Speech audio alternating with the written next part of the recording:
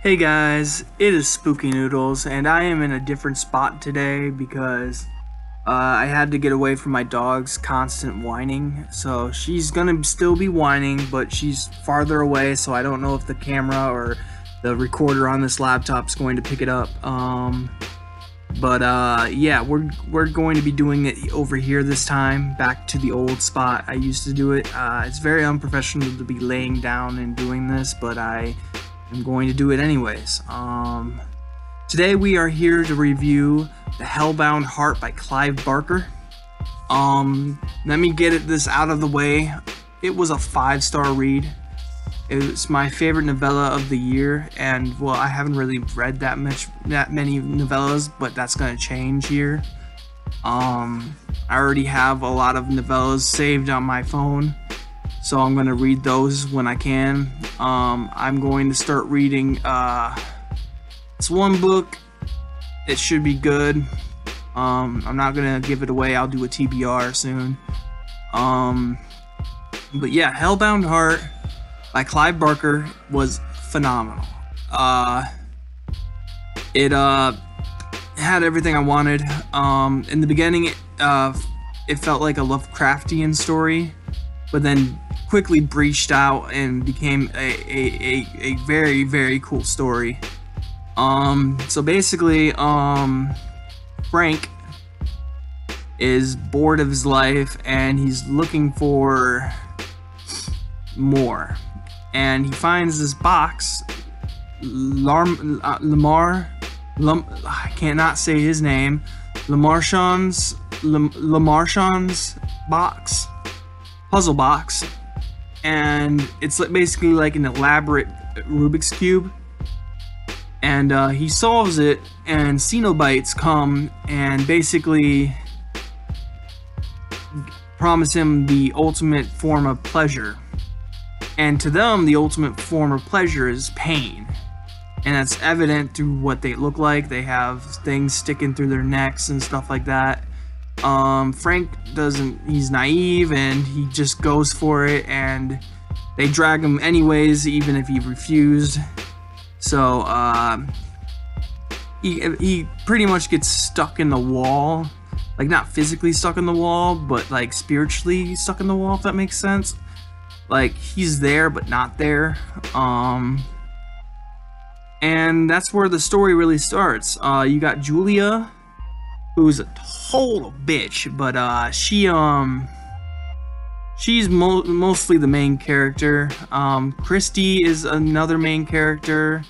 Rory is not much of a character, but he's there. He's a man meat. He has a big vital moment in the story, but I'm not gonna get into it. This story had some gory scenes and it was phenomenal. Absolutely awesome. I would say my favorite character, hands down, was Christy. The Cenobites were cool too, if you count them, but yeah, my favorite line from this book was save your tears, they make for good suffering, or something like that. I forget what the quote is, but yeah, I thought there would be more like a visual of Pinhead, because every time I think of the Hellraiser movies, I think of Pinhead, and you know, all the other Cenobites, like the Chattermouth one and the big grotesque one with the shades.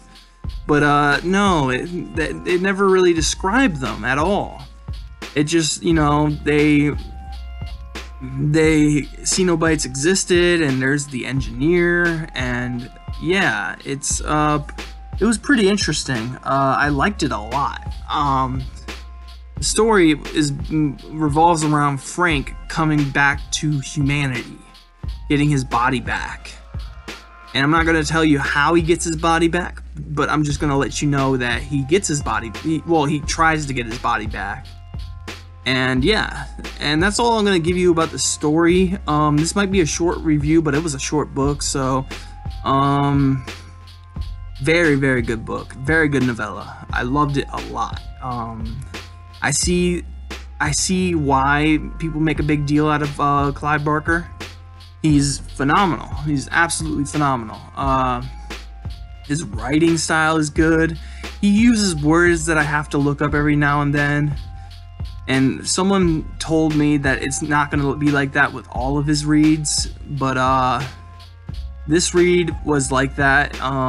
They say someone said that they had to look up words for this story, but in the end, it is a very good book. I highly suggest reading it before you watch the movie. That's what I'm doing. I'm going to watch the movie soon and evaluate the two.